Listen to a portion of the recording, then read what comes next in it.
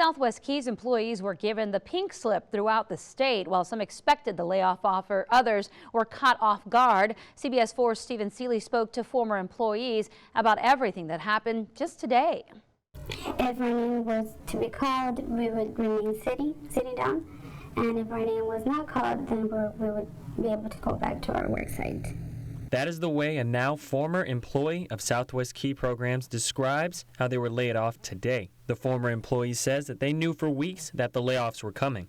Like this, the way I felt in the past 3 weeks, where our job security is at stake, and I don't ever want to work in an organization where I have to feel like that again. But they were surprised it came this soon. But that we would have a job until May the 31st.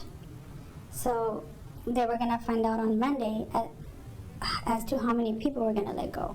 But the last day was going to be until May the 31st. In a statement from Southwest Key Programs explaining the reason behind the statewide layoffs, they said, quote, "Due to a significant decline in the amount of children coming across our country's border, in recent months, Southwest Key Programs has been instructed by the Office of Refugee Resettlement to reduce capacity at our unaccompanied children's service program by 48%, which resulted in the need to reduce staffing. The Office of Refugee Resettlement is a program of the Administration for Children and Families." CBS 4 reached out to the ACF in Washington, D.C. for a response to the number of layoffs to unaccompanied children's shelters. They said in reply, quote, "Given high levels of referrals last year, ORR worked to expand its capacity. Given lower levels of referrals this year, ORR is reducing its capacity." They went on to say, "This change in level of service sometimes includes personnel adjustments by our grantees." As for the former employee, she says, "Fear is keeping children from crossing into the United States."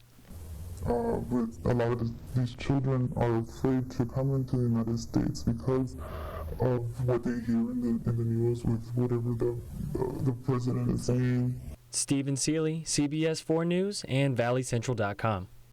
Despite today's layoffs, Southwest Key Programs stated they were grateful to all the individuals who worked so hard to further the mission of Southwest Key in service of children.